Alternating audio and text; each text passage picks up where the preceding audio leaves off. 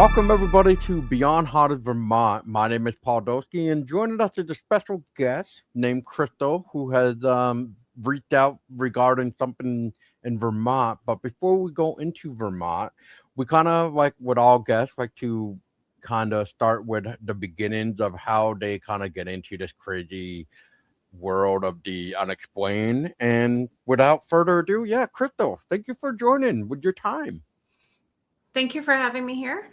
No problem. Yeah, so I've always kind of been interested in the paranormal. As a little girl, I didn't really understand what all that meant, but I did grow up in a house that had some unusual stuff happen. And it was the house that I grew up in was in Irisburg, Vermont. It's just a very small town in the Northeast Kingdom, and the house itself wasn't old, so it was built in 1982, so pretty young. Very new. Yep. Yep, very new as far as houses are concerned, because as we know up here, houses are, there's a lot of really old homes. In fact, the one that I'm in right now is from 1870, Oh and wow. there's a lot of history here. So you would expect something like this, and I will say that I feel like something like this, there is stuff that happens here as well. I can get into that a little bit later, but the house that I grew up in, like I said, was only a couple of years old when we moved in. But the previous owners, they passed away, and it was an unexpected occurrence. My parents moved in. They still had all the old stuff in the house from the previous owners. And so, they didn't think anything of it, just two young parents with twins. I have a twin. And we would hear footsteps walking up and down the stairs at night, up and down the hallway. The phone would dial itself out every night. We don't know who it was calling. Weird voices on the phone when you are in a conversation with somebody, and just random odd things that would happen here and there. I do remember one, probably the formative thing that caused me to really strike up an interest would be one morning when I was probably 10 years old. I woke up and it was daylight, and I looked up above my bed, and there was this thing that appeared to be like a really thick fog forming in the middle of the ceiling. Just kind of stationary, but almost moving like a river inside of itself. And I blinked, and it was still there, and it was there for probably 10 seconds, and then it just disappeared through the middle of the ceiling. So I don't know what that was, but it sparked my interest. Yep. That was an interesting beginning to being interested about anything to do with the paranormal. So I also always loved history. So of course, the two are tied together. There's no way to get one without the other. And I went to school overseas. So when I went to England, I was an art major, and there was a lot of haunted history over there, as you know. But there was definitely some places around that area that had some stories. So of course, you check things out with friends. Like there's a castle over there, Conisbrough Castle in Yorkshire, England. And one of the stories about that particular castle is that there's a chapel that when nobody's in there, and of course there's no electricity, you'll see a light in the window at night on occasion. And there's phantom highwaymen and all kinds of fascinating, interesting stories about England, because their history goes way back. Oh yes. Yeah. There was even I lived in Sheffield, England, but there was a town nearby, York, England, where the treasurer's house, there's a story about the treasurer's house where they were working in the basement, and somebody was in the basement and they saw a Roman army walking by in the basement, but only from the knees upwards. And when they dug into the basement floor, they found that about 2 feet below the basement floor, there was an old Roman road. So what they saw was essentially the Roman army marching along the old Roman road that they didn't even know was there. Oh, wow. So, yeah, so, we might have called that in the paranormal world a residual haunting, like a replay of events happening over and over. So, again, all fascinating stuff. And when it's your formative years, it kind of drags you in. So, yeah, so that's kind of where my interest all started. That's awesome. Yeah, Yeah. is England the one where it's known for like having the I can't even think of the term, but like some sort of like contraption over like the grave to keep them like in their graves? Yeah, so I'm not sure if it was England, but there's definitely history behind people building cages over Yeah. the top of graves to keep potentially people that died from escaping. um, Yeah. and there were all different things that happened back then. There was a lot of concern about people being buried prematurely as well, and sometimes they would tie a string to the finger of the deceased just in case, and then they would, have a bell above the grave, and then if the person awoke, because sometimes somebody would be just in a coma, they would ring the bell, hence the term dead ringer. So it was pretty eye-opening, all the history and all the different facts over there. But yeah, there's been some odd burial practices in history for Oh yes. sure. Oh yeah. Yeah. Yeah, I don't know. Well, I mean, so I know you kind of moved here to Vermont and all that. So Mm-hmm. how long have you been here in Vermont? Just curious. Oh, so I've been up here since 2011. I Okay. moved from Florida. So my family, because I was born up here. Oh, And I went to school up here, and this is my family. They had a home in Irisburg. They still live there.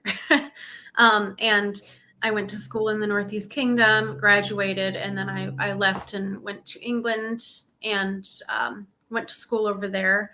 I got married there. And I ended up moving back to the United States, and he wanted to live in Florida. So let's just say he's still down in Florida.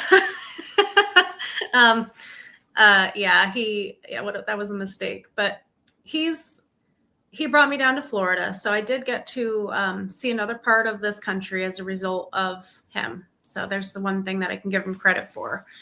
And then when I had kids, I wanted to move back up here to be with my family because my parents are still up here. So I was pregnant with my youngest, and I thought, well, it's time to move up here. And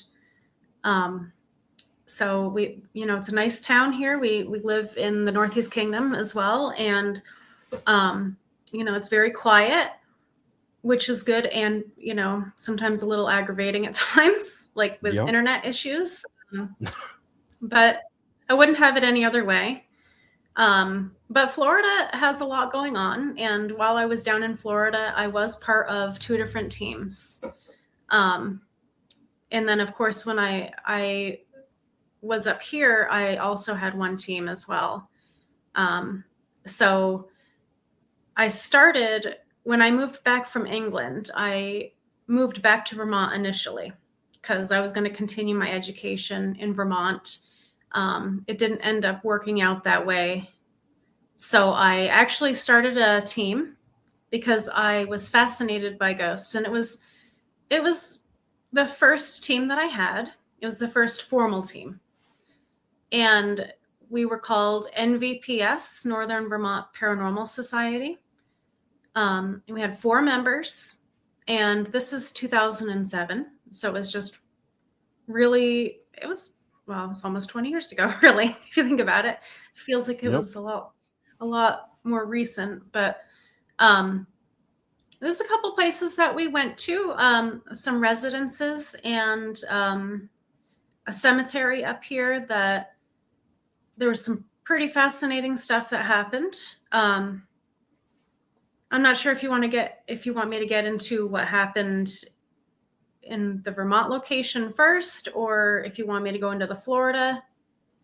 I'm happy to do either way. Yeah. Well, first, before we get into that, real quick, I guess the reason why I was asking how long you've been in Vermont is because I'm assuming you know about Tiffany Clark Smith, who's buried in New Haven. The cemetery is known as the Evergreen Cemetery. Go figure, because there's a lot of evergreens cemeteries. It Yeah, feels like, but I didn't know if you recognize that name. I don't. I'm not familiar with that name. So Tiffany Clark Smith is known as, going back to like your segment about the premature burials.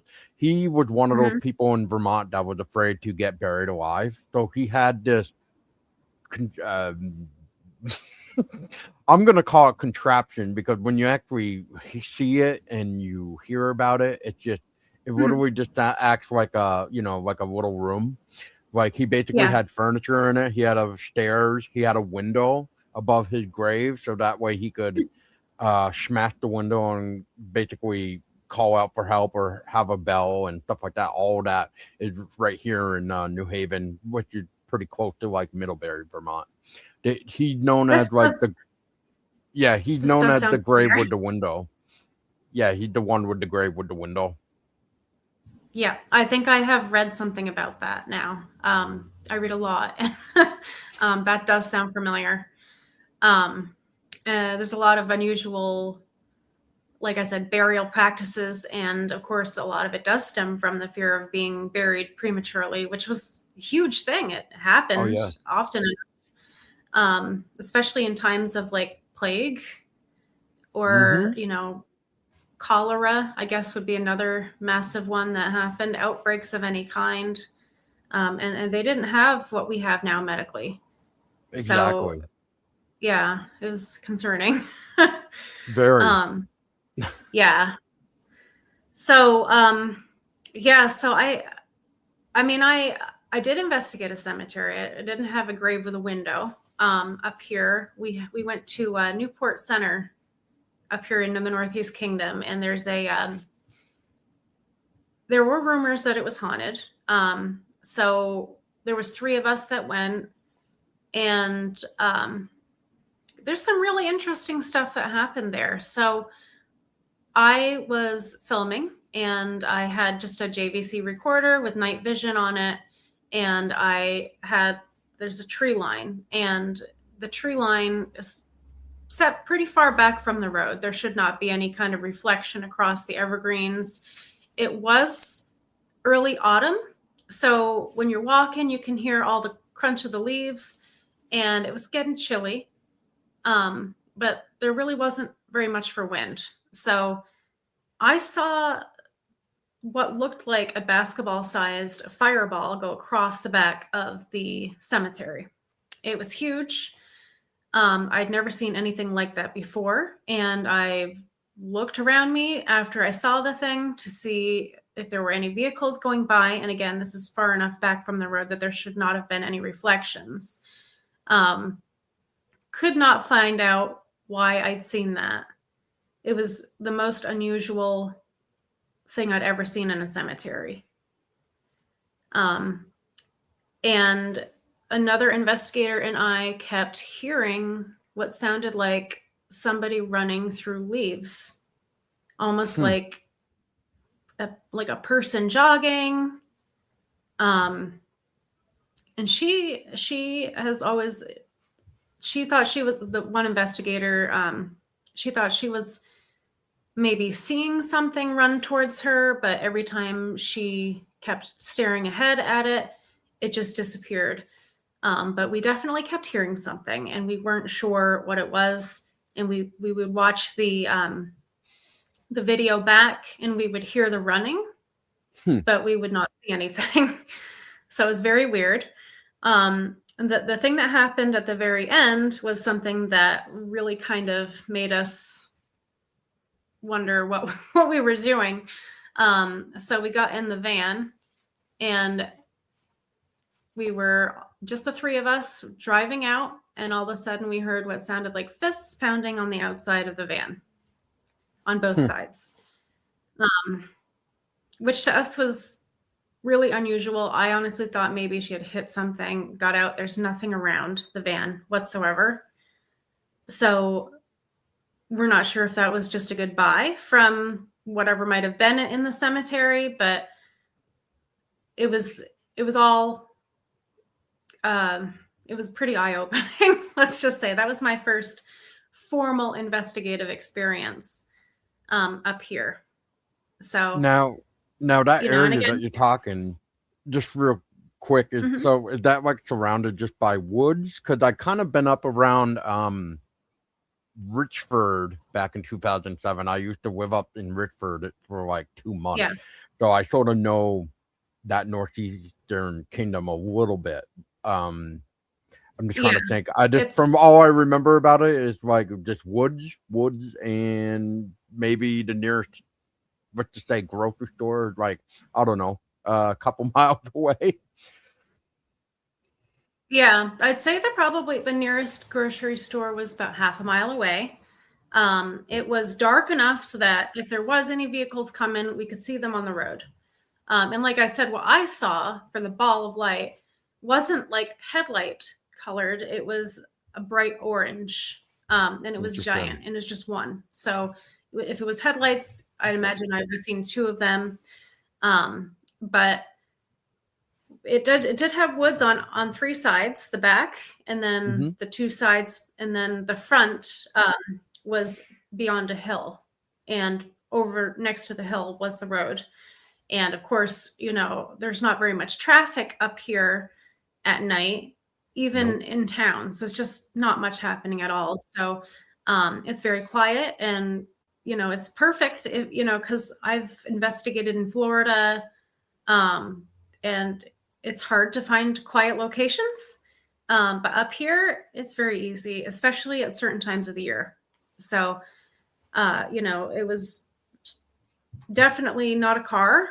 Um, we we felt like there was something there. I wish I had gotten more evidence of any kind, really, besides personal experience. But sometimes the experience itself is worth all the evidence in the world.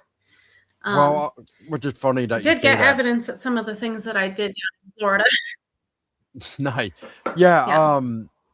Yeah. It's funny that you say that about the personal experience. Like I've had a few where I wasn't able to catch anything because either my battery died or something. So it was almost like it's left Yeah. with that question of, well, maybe it was meant for just my eyes to see it, and that's all. It didn't want to be recorded.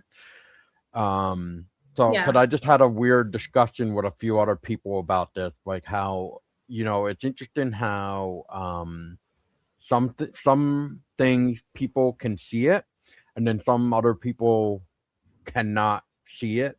Like I Yeah. had a guest a while ago come on, and he's from Pennsylvania, and he was talking about their friend that was surrounded, or I don't want to say surrounded, but there was like multiple spook lights around him, but his friend could not see him. Hmm. But the guy, my guest, and few other people that were with him could actually see these balls of light around him, but he couldn't. And it's like, why is that then? Is he not open Yeah. minded enough to accept that there's something else or there's something more?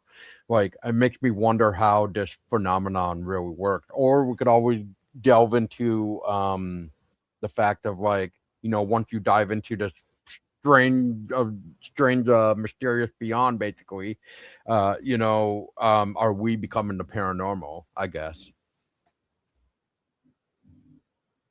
Yeah. All interesting Yeah. stuff. Yeah. So I feel like it does have a lot to do with how open. Yeah. we've had experiences in this house. Like I said, this house is 1870. It was built, and we're actually hoping to be able to kind of go through the town records at some point and find out who owned it. But this house was like, we bought it last year, and it's been under renovation for, well, we had 7 people working like for 7 months trying to get it ready for us to move in, because it did not look like this when we moved in. We brought a lot of fixtures back into the house that weren't originally here, because what happened was, initially a lot of the original Victorian features were taken out of the house. And then we were like, well, if we're going to move into a Victorian house, it should be Victorian. It should have all the parts of the house that make it, a Victorian home. It should have like the ornate wallpaper. It should have, the columns. And we found like pieces of like walls that are ornate that were originally, up in the house, that were like in the closet. We found a clawfoot tub in the basement that they weren't using, and we brought that up, and now that's being used. And we filled the house with antiques, which, some people are like, no, don't do that because it could be haunted. But we love antiques. So we've got old registers in the house, and it's just, that we've actually had quite a bit of activity here, and we're not sure if it's somebody that lived here or something that was tied to something that was brought in, but for sure we have stuff happening. Oh boy. You haven't had anything like, you set like your car key down on like the table, and the next thing you know, your keys are no longer there and they show up somewhere else? You haven't had anything like that, right? Where I'm sitting now, this is where I typically sit when I'm working. And there's a door that's a glass door behind me. And I've got the door open right now, but it latches. And my partner was sitting across the table from me, and the door was closed. And he literally watched the door unlatch itself and open up right in front of both of us. Another thing that has happened that's kind of weird is there's definitely a cat here. I don't know why. I did lose a cat last year. She was 18, but we have a cat, and he's about 6 years old. And I was walking down, we have 2 sets. Well, we have 3 stairwells really. But I think what we have near the kitchen is like a set that may have been like servant stairs, because they're narrow. I was walking down that set of stairs, and I heard at the same time a cat walking down the stairs right next to me.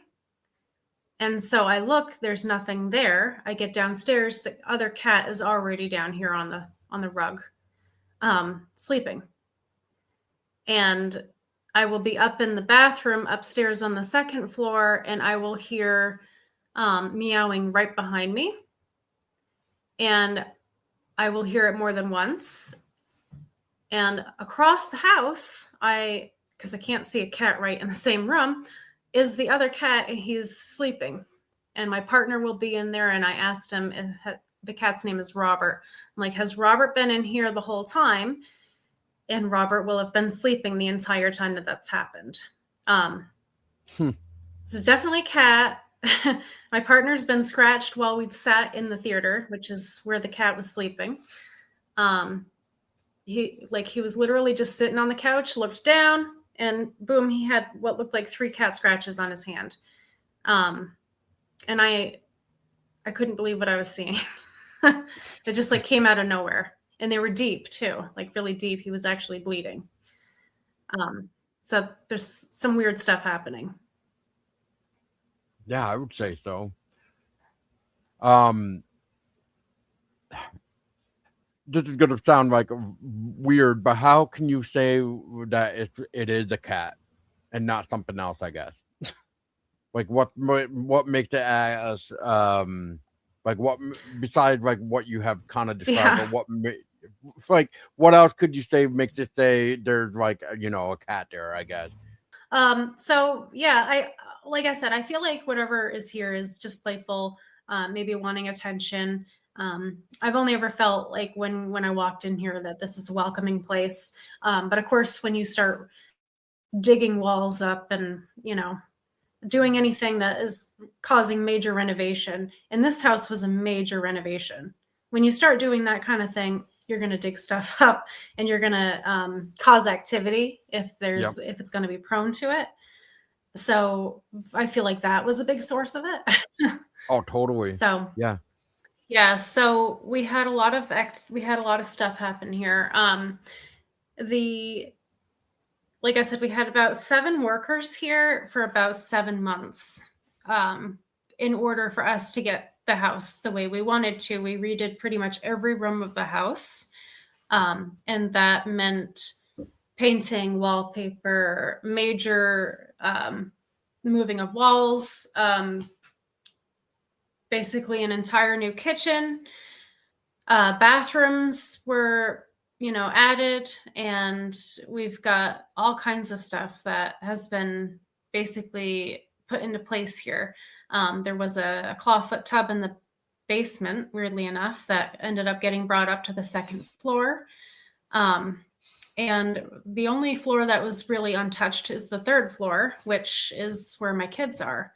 But every other floor was massively altered.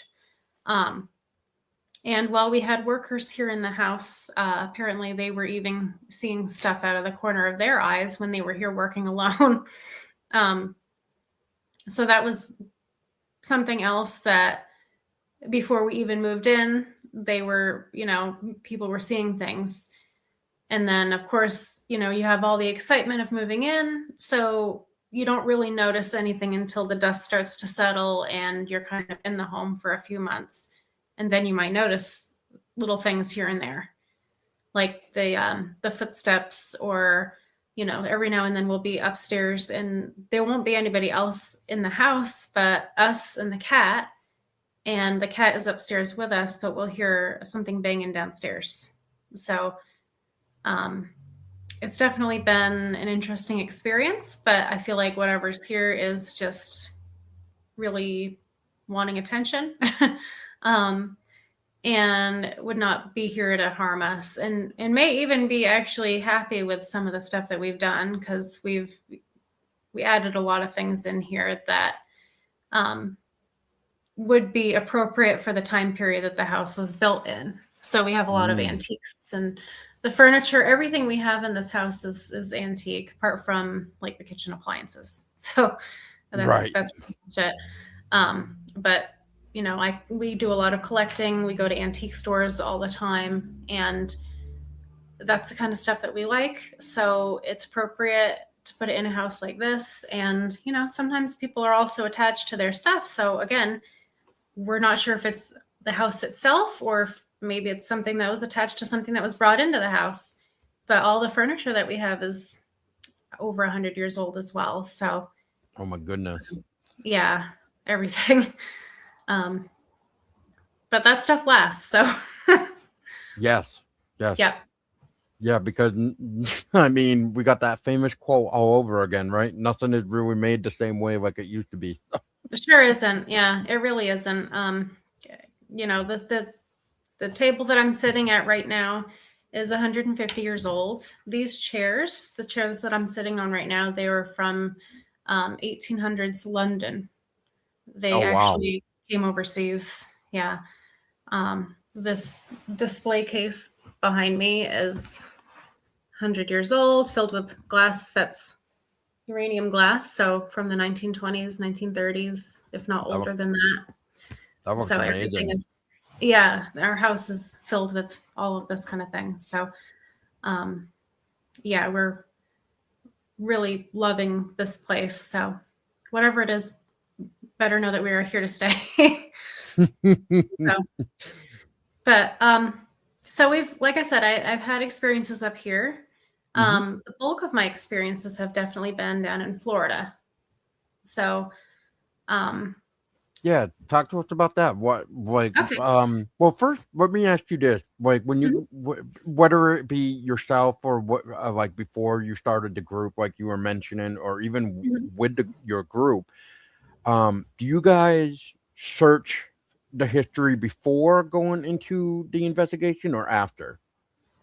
So it depends. Now with it depends on the kind of investigation as well. So if we're going to do an investigation at a historic place, so one of the places that I investigated, for example, is the SS American Victory, which is docked at Tampa.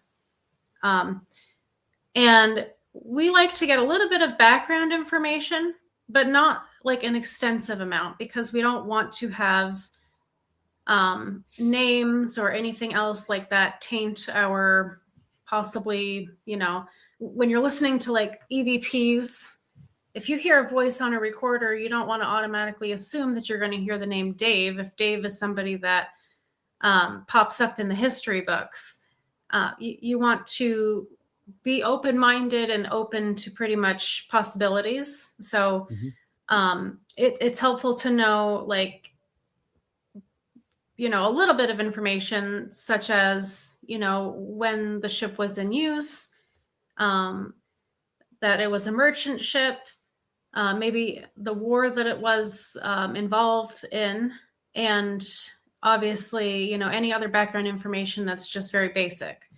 But then typically what we do is we take a tour, um, and learn a little bit more information from the tour guide, and then at that point investigate, so determine whether or not we get anything after from the evidence that we've collected. And again, sometimes you just don't get anything. Sometimes you just don't get anything, and you just have to be okay with that. um Thank you for saying that. yeah, I mean, it's normal, and it's better to not get something than to think that you have something when you don't, and then your credibility is gone. So uh we I wish I had more and more of the evidence that I've actually been trying to find more of the evidence from some of the places that I went to, because we had some pretty powerful evidence from some of the locations down in Florida that I know I have somewhere. And like, for example, the May Stringer Museum in Brooksville, Florida, is one that was investigated by TAPS, Yep. and also Kindred Spirits, and we got some really interesting things that happened to us there that we did have documentation of. And somewhere in my evidence, there's a DVD with all of that on it, which I'm currently looking for. Like I said, we moved not too long ago. So trying to find it's not easy right now, but I will find it. But I'll tell you a bit about some of the places that I've been. So when Mhm. I moved down to Florida, I had NVPS up here in Vermont.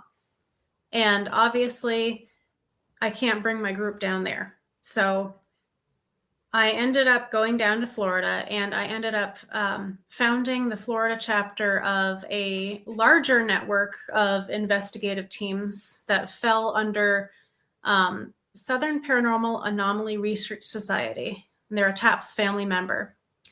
And so they're called SPARS Paranormal.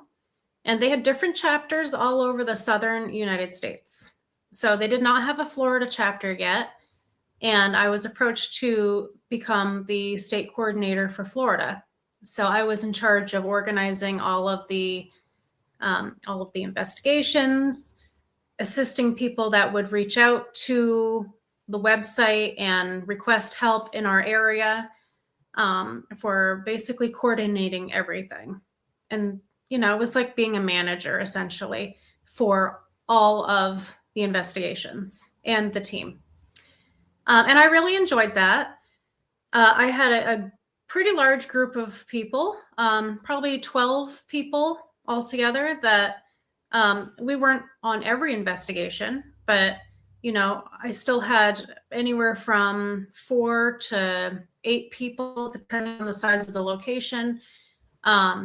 We would do residences, we would do historic places, some of which were on that video that I sent to you. Some of those places were like Fort DeSoto.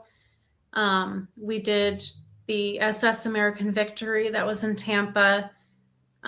We did the Stanford Inn in Bartow, Florida, which you heard of the movie My Girl with Macaulay Culkin and Anna Klumsky back in, I think it was like 1991, 1992, one of those. Jamie Lee Curtis, Dan Aykroyd. Jamie Lee Curtis, yep. Yeah. So there was the funeral home, essentially. That house that was the funeral home that we investigated. Oh, and wow. It was at the time that we investigated it, it was a bed and breakfast. And it was beautiful. It was just this gigantic historic place, 2 floors full of antique furniture. And, there was definitely known activity. There was like a servant's quarters out back. It was fascinating.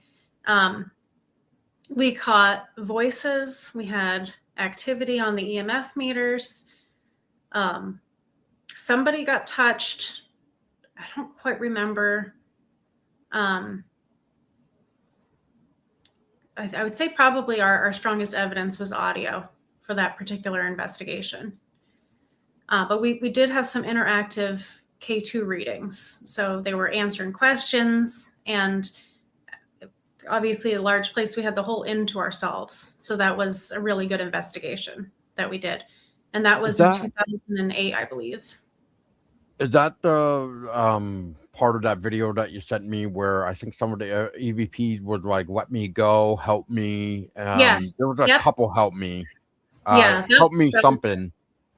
And there was what appeared to be an older woman's voice saying, I saw the light as well, which was one that I captured.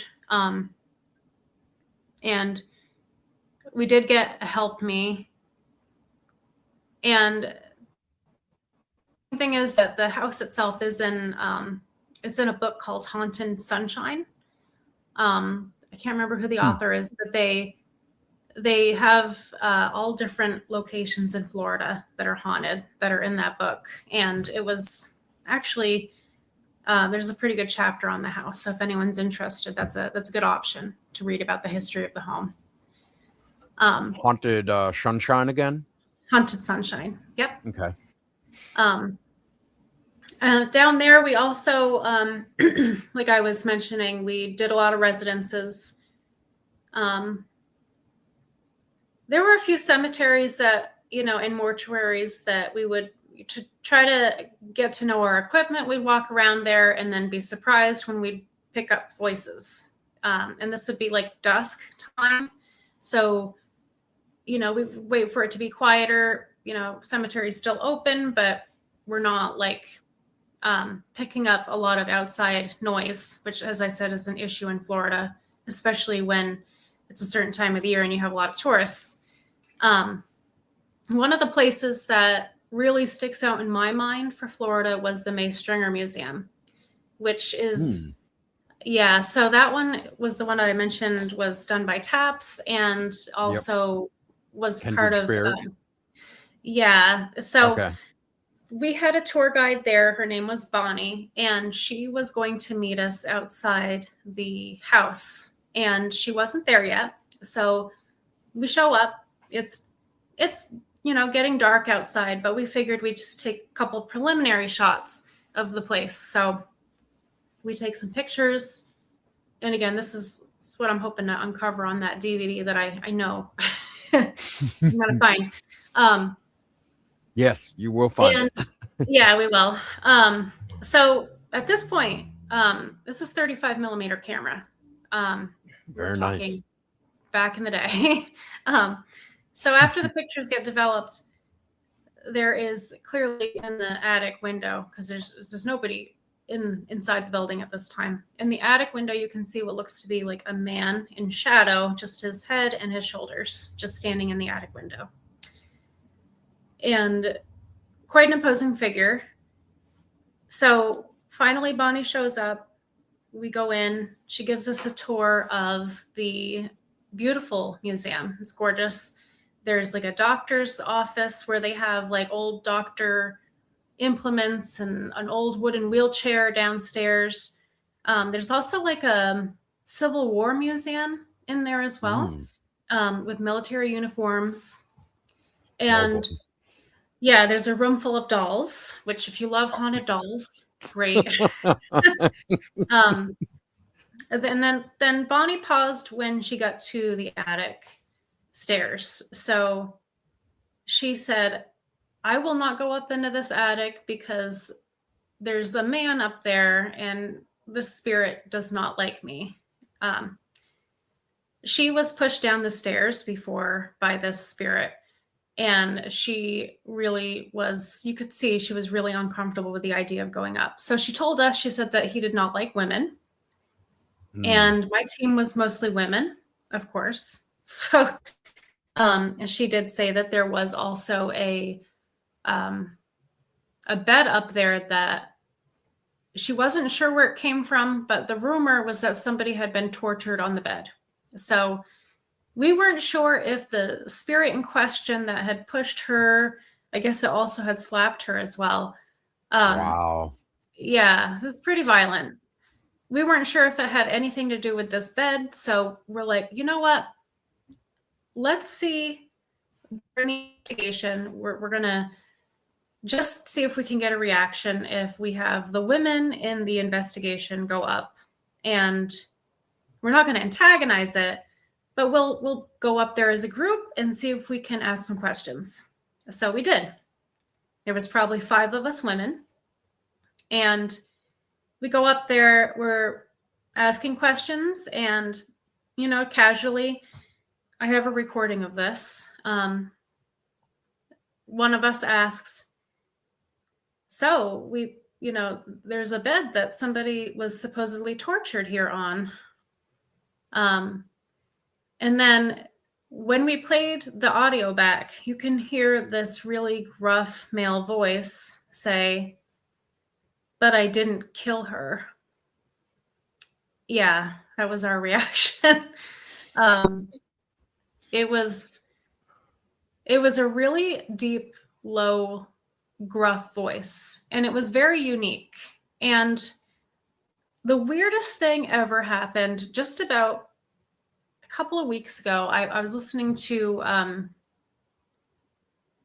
Haunted Road, the podcast on iHeartRadio, and they were talking about when kindred spirits went in there and they did an investigation of the same place. And I had not seen that episode, but they played the audio that they'd gotten from the attic. And it was a male voice, and it was the same exact male voice saying something very similar. Interesting. Yeah, and the fact that it was the same voice was kind of confirmed it. Yeah. Yeah. That what I send shows. Yeah. Yeah. It was very eerie. So that was definitely a place that sticks out in my memory. And another place that we've done, we did there was a soap store up in Tarpon Springs. They believed that they had a portal of some kind in the shop itself. So we investigated there. We did get some activity. Again, if I can find all this information, I'm going to send this to you because there's copies of it and it's pretty impressive information. But like I said, there's places that we did where there really wasn't much of anything going on, places that you would think would get a lot of activity. And sometimes you go and investigate, and sometimes it's not the right day. You can't make stuff happen on demand. You know, just like people, you can't, they're not there to entertain. They're basically there to exist. And, you know, I feel like sometimes when people go and investigate and they antagonize and all they want is activity, the last thing you're going to get is that. So it's really important to be respectful when you go in. So, you know, it's all in how you approach things. So I did that group. I was part of that group up until I had my son, who's now 16. And then I realized that was a lot of organizing for me. um, you know, I was like, okay, I love doing this, but to organize all these investigations and with an infant, and he was a needy infant too, so um, he was going to be the focus of my attention. So I ended up stepping back from that team, and I'm still friends with everybody that is or was on the team. And I did end up getting approached by another local team after that. And I'm not entirely sure how all of that happened, but they asked me if I was interested in investigating with them, just as an investigator. And so I did go on some investigations with them. We did a couple places, not a lot, but enough for me to continue to investigate for a little while. And that team was the Southwest Florida Paranormal Investigations, otherwise known as SWIFP. Some of those members are members of MUFON, which, as we know, is like a big UFO network. Yeah, the Mutual UFO Network. Yeah. Yep. And, they were very knowledgeable in all those aspects as well. So I got in the paper down there for being part of that group. So that was kind of nice to get some recognition there. Totally. But, the people that I investigated with, I thoroughly, enjoyed being around them, and they were all very, intelligent, and they all contributed to the investigations. So it's been a long time since I've done any of this, unfortunately. I wish I could get back into it. It's hard when you've got full-time work, and I also run a karaoke company, so my weekends are a little chaotic. So that's awesome, though. Yeah. It's a different side of life, but Totally. it's worth it. I do have a couple friends that are wanting to, one of them actually was on my team down in Florida, and she has moved up here now. And we've talked about maybe doing some investigating up here again. So there may be a revival of something. We'll see. That'd be great. Yeah.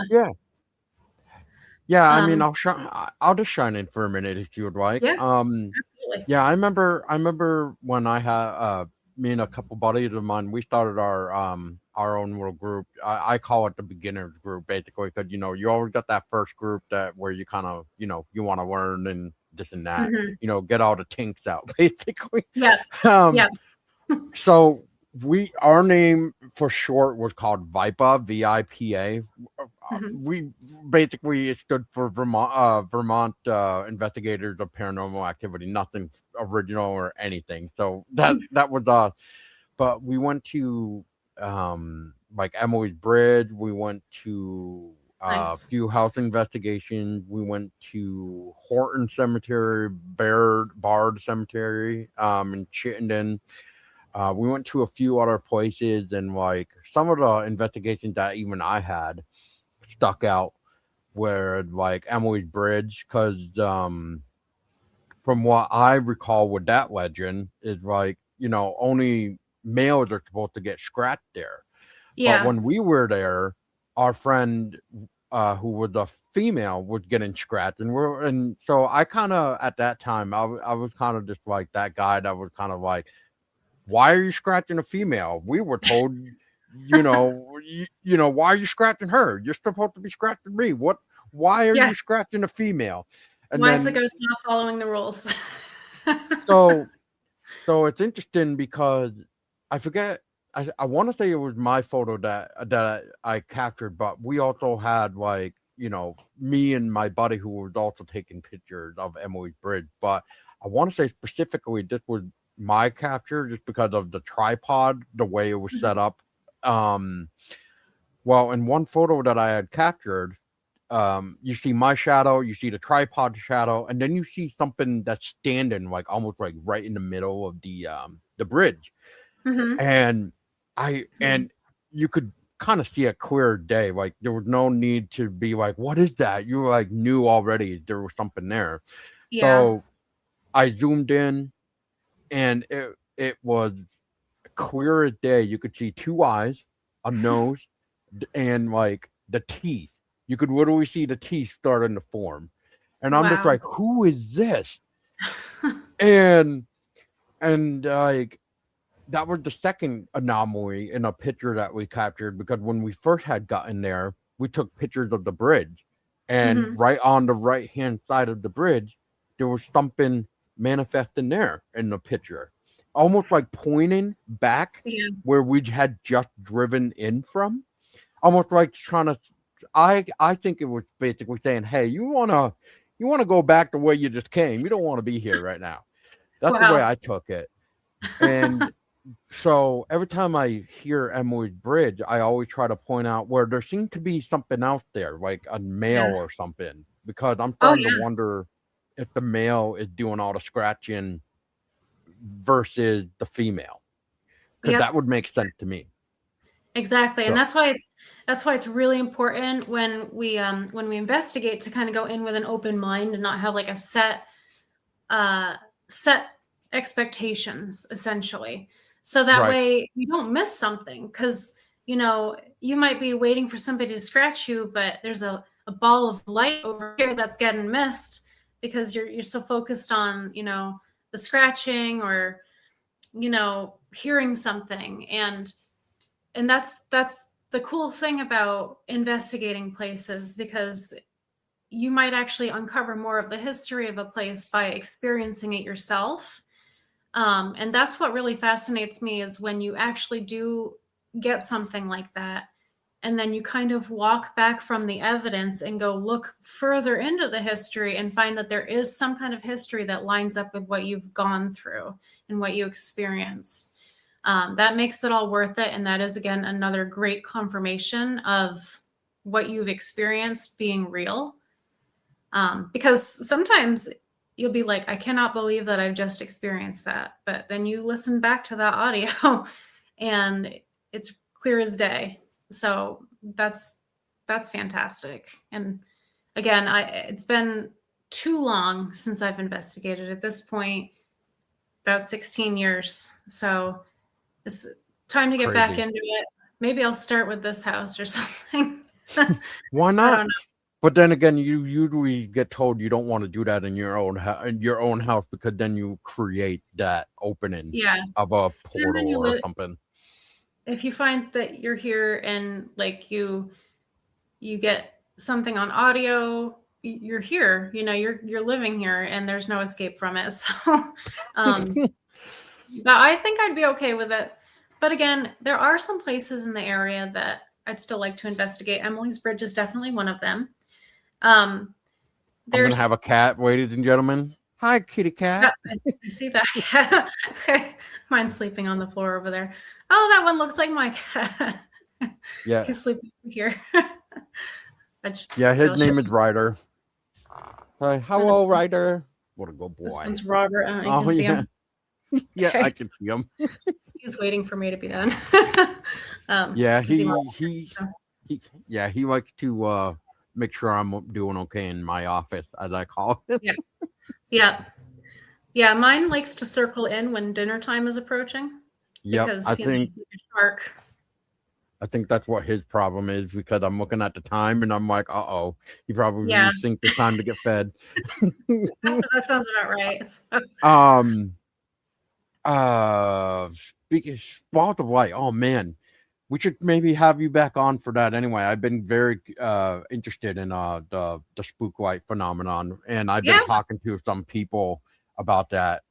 Um, speaking of which, since we're doing a recording and it's about a month and 2 days away. I'm not sure if you're familiar with it, but there's an event next month in Essex Junction in Vermont, Yes. the I have Vermont heard this. Expo. Yep. I have heard about I this happening. Yeah, the Vermont Sci-Fi and Horror Expo, which Mhm. is taking place April 25th and April 26th. I will be there with a Okay. table, and a guest of mine actually that had been on my podcast for like a Beyond segment. He's going to be making his way from Pennsylvania to be a guest speaker there. So Nice. it'll Nice. be he's all into the whole spook light phenomenon. So he will Awesome. be interested in your stories as well, Crystal. Awesome. Yeah, I'm thinking I've got more information that, I would love to be back on. I have to kind of revisit a lot of the stuff that I've got on evidence in order to Yep. kind of delve into it more, but Yep. I absolutely do have more. No, I um, totally feel that too. But not to mhm. cut you off, but yeah, I've been trying to do like guest appearances on a podcast myself, just because I'm not getting any younger, and with my experiences that I have, it's like I'd like to share it because maybe Yeah. somebody else have experienced it. I don't know.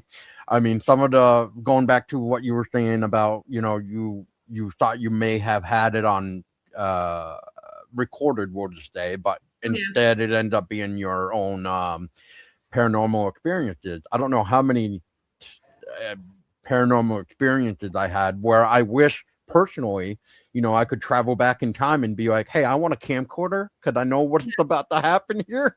So, Exactly. I wish that there had been so many times that I wish I had something, concrete to look back. yep. Um, because, it's an amazing experience to have that experience, but it's an isolating thing when you're the only one that experiences it. And sometimes people are like, "Are you crazy?" um, but Exactly. I think some people are, like I said, just a little bit more open, so we're a bit more prone to experiencing things, and Hmm. so that tends to be the norm for us. More maybe observant as well, and I think that that definitely goes a long way in us having more experiences as a result of it. So, some people are, I think, more magnetic to activity like that, I would say. Yeah, the Um, vibrational frequency of us. Yeah. yeah. And a lot of those people are animal lovers. So I could tell that your cat loves you. So your cat Oh must yeah. be, mine is the same way. So I feel like that is another thing, children and animals are drawn to people with certain energies. And as a result, why would death prevent that? Why would Mm. it matter if that person is living or dead?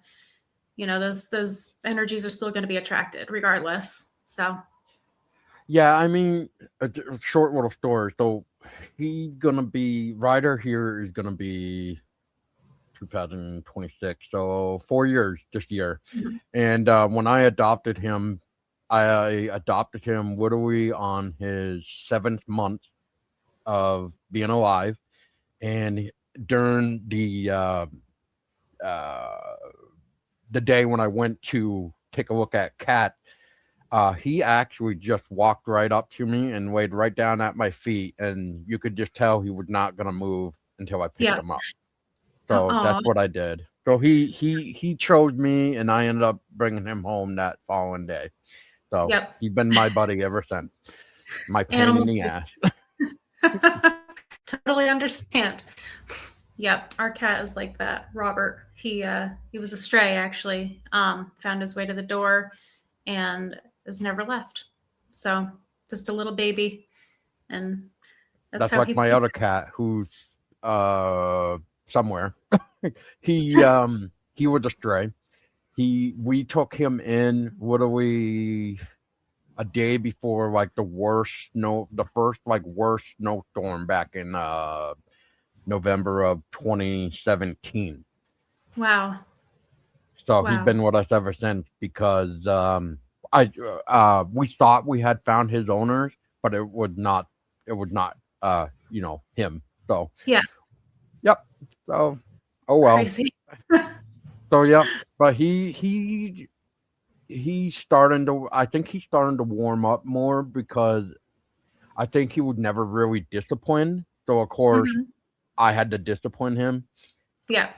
Uh And I think ever since then he kind of been, I don't know if I would want to say trauma bonded, but yeah, Mhm. it is like that in a way. But now he's starting to warm up more. I'm starting to hear him be like more purring. He Oh never yeah. used to really purr. He would always kind of give you that look like like yeah, whatever. But yeah, now he's purring more, which I was just like, dude, are you okay? like Yep. Sounds like he's got um, some emotional attachment now. yeah. Well, I also think he's getting more mature as because I mean, 2017. So what is that? Almost 9 years ago. Yeah. So I don't even know how old he is technically because, like, again, he's a stray. But when we went to get him neutered, the vet thought he was maybe like around 1 years old. Oh, so he was pretty young. Yeah, so he was pretty young. Um, we call him Chunky Monk now because he went from being yay little to That's funny.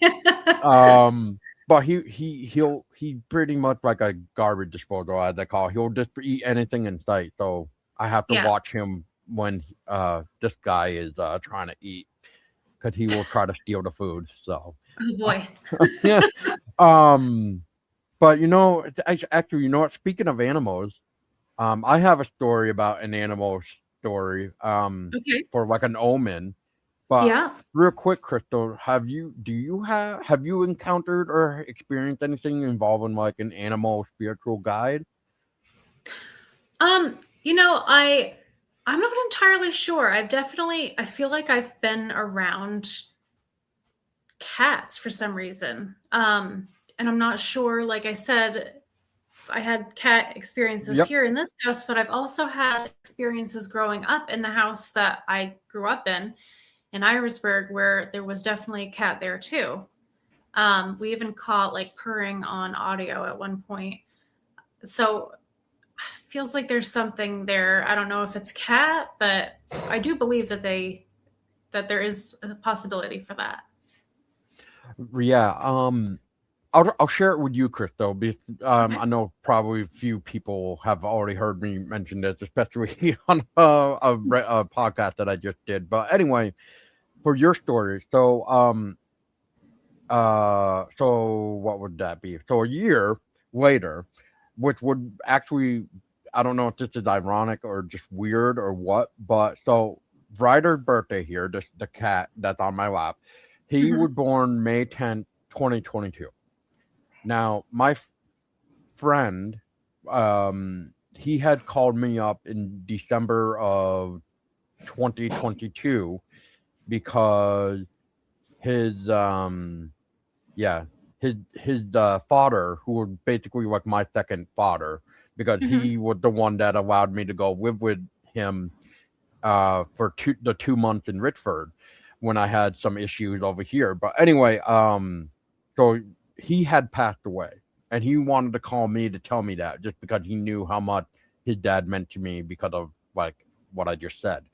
Mhm. Um, so from there, my buddy, um, me and him would call every single day. We would be talking for like anywhere between an hour to 4.5 hours, let's just say. Like time didn't matter when me and him talked, basically, but we would talk every single day. Um, Now on Ryder's first birthday, not only was it his first birthday, but it was also when I heard the news that my friend, who was the same age as me, passed away. Mhm. Now, um, so I remembered that his birthday was like 2 months away, July 27th, and I was curious to look up what his spiritual animal would be considered. His would be rabbit. Mhm. So by the time July came rolling through in 2023, he, his spiritual animal came showing around, whether it being where I live, if I'm driving to or from work or just whatever, I'll just see rabbits everywhere. Wow. And it got to the point where when I was driving to work one day, um, oh yeah, and I was also seeing rabbits at my job too, and I was just like, okay. That's quite a lot of signs. Yeah. So when I finally, kind of like accepted the fact that I think that's what was going on with the spiritual aspect, with that I was driving to work one day, and I saw my last rabbit, basically, as I kind of put it, and I was just like, kind of saying it out loud as I'm driving to work. I'm like, Glenn, I'm okay. Just please go look after your other family members. I'll be Hmm. okay. From that point on, it was like the universe heard me, or he heard me, because after that it was like I couldn't really see rabbits anymore. Whether like so it was just like, well, maybe that was him, you know what I mean? So I guess Yeah. in a way that's what I'm always thinking about. And they say, like, with bird feathers, like if you see a bird feather show up on your path, and Hmm. if you hear uh either your loved one or whoever's like favorite song just way out of random, Yeah. smells even. Yeah, I kind of have something similar that happened when I was young, like really young. I had a cat that I was really, really attached to, and I had this necklace that it was just a silly kid's necklace that every morning he would come grab this necklace from me and I would put it on him. And it had a butterfly on it. Well, one day he was probably not even a year old. He got hit by a car and I was devastated. I was beyond devastated because I remember having a dream like 2 nights before that he was going to get hit by a car. And unfortunately, it happened more than once that I've had dreams where something has happened and then it did happen. And it was usually the loss of a pet or a person. So that Mm, was maybe another story for another time. But totally. um, yeah, so he he got hit by a car and I was devastated. Um, we buried him in the backyard and I would not stop crying. And one day I went out to go visit him, and on top of his grave was this child's ring with a little butterfly on it. Hmm. And it was an old ring. Like, I don't know where it came from because my parents had 20 acres of land and there was nobody else out there on that land. It was literally right behind the house that we had this grave. And this ring looked like it had been just buried, for a long time, but it was sitting right on top of his grave. So I grabbed that ring and I took it as a sign from him. But Totally. that sounds like my little omen, I guess. Yeah. Yeah. Yeah. Yeah. Yeah. My lady had her 14-year-old baby pass away back in October of 2018. Ugh. And what was interesting is, like, he would appear to her in her dream, like on her stomach, like laying Mhm. on her stomach. And it was almost like the cat knew that she was gonna become pregnant with our daughter. Yep. Because like I'm trying to think here, like an year and two, like 9 months later, we'll just say, um, you know, that's when our daughter was born. They were just like, what the hell, Wow. So um yeah, so we were talking about it. We were wondering if uh her cat passed away, so maybe he could almost, like, and this is gonna sound crazy, I already know, but like almost like a reincarnation thing to I come was just back thinking to us. that. That's what I was thinking, and actually, it's energy at the end of the day. And Exactly. the laws of physics, is that you're not creating or you can't erase energy. It's the same amount of energy that's existed for all time. So it's just a different form of it.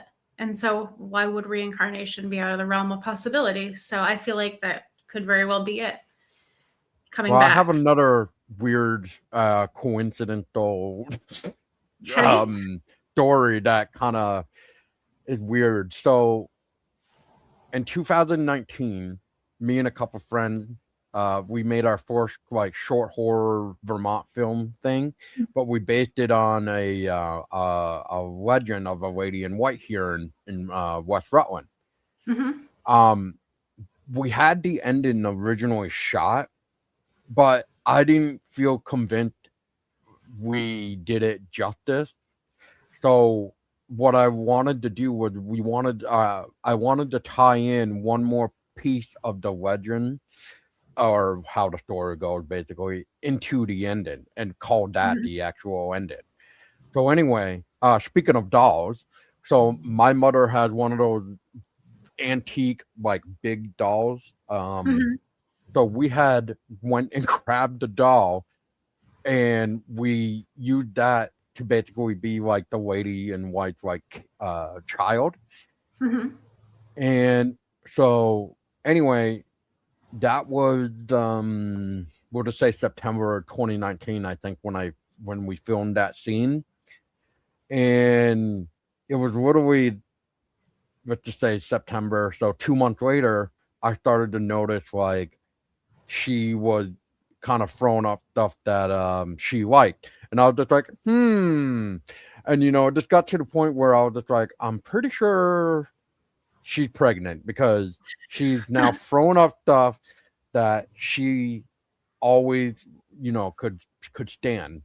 By Yeah. December of 2019 was when she was tested positive that she was in fact pregnant. So Yep. we were going to be parents. But it was just like, is that a coincidence or what? Like Exactly. we we we filmed that scene and then 2 months later that happened and then 3 months later we find out we're gonna become parents. I mean, I Yeah. don't know. Maybe It seems like a sign.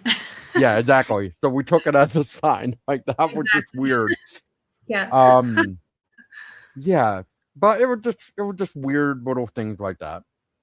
Yeah. That's what life is. Life is made up of weird little things, and that's what makes it interesting. So, For sure. yep.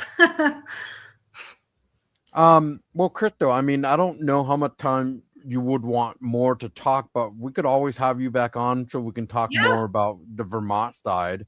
I know that would be you've, yeah, and then I know for like on this side, we can kind of weave it with the little bow for your experiences outside of the state here. But I mean, you keep mentioning that your evidence and you want to find it in DVDs, good. but did you guys ever start like a YouTube channel or anything to put your evidence up Um, there?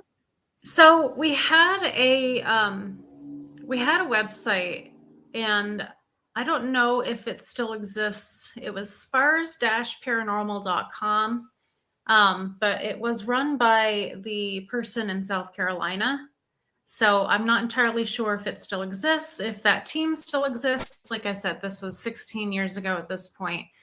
Right. I do, however, know that I have DVDs of each investigation, because one of the things that I would do after an investigation was create a DVD of evidence to give the person. And now, even if there wasn't any evidence, I would still provide them with pictures that we received and just kind of put it into a nice format with music if there wasn't any kind of audio, just to thank them for allowing us to come investigate. Um, Totally. but I do have stuff from at several places. So every investigation that I did down there. And I would love to be able to present some of that once it's found. I know it exists. um, and beyond what I shared with you, which was a compilation of, several investigations. But some of the best stuff, like I said, we got after the fact. It was like during the winter of the 2009. So it was definitely right after that DVD was created. And I really would like to look at all that again. So, Yeah, I feel that. That kind of like I going back to what I was saying about with my own paranormal experiences that I only have now with nothing to back it up. It's like Yeah. I wish I could just have something just to know that like it actually happened, even though Yeah. my eye recorded it basically. Yeah. Um, but just the what do we go back and just watch it all over again? Like there's some crazy moment back in the day where I don't even know how to explain it. Yep. I mean, I know that I showed my son only, I want to say, maybe a couple of years ago, the Hmm. DVDs. So it's somewhere nearby. um, Totally. our garage is full of stuff right now, and it could very well just be in there. But um, I remember showing him what it was, and he was. I think it was one of the better investigations that I was just telling you about down in Florida as well. So I Oh feel yeah. like it can't be that far. So once No. I uncover it, I'll definitely we'll have to share it and come back on because I do have a lot more experiences. Yeah, for sure. Yeah, and it's been a pleasure for you anyway. And for those wondering why I'm sounds like I might be cutting it off early, Crypto, he and I had some difficulty with internet and websites, well to say, for trying to Yeah, get this damn thing recorded. But I mean, yeah, that's just the way it is, even here in the Green Mountain State. It's hit or miss with some connection. definitely, definitely. Um, but yeah, Crystal, it was a pleasure to talk with you, and can't wait to hear more of your crazy adventures. So, Absolutely. Yeah, well, I look forward to being back on here again and sharing more of what I have to share and also hearing some of your wonderful stories too. oh yeah, So, for sure. Yeah. yeah, And then for everybody else, you know what to do. If you're out there doing something, report back. We'd love to hear your stories and share it with us, because that's how we're gonna learn together. Because without sharing it, then I guess we can't learn. And like I am starting to bring back, which is together we can learn. And until next time, everybody,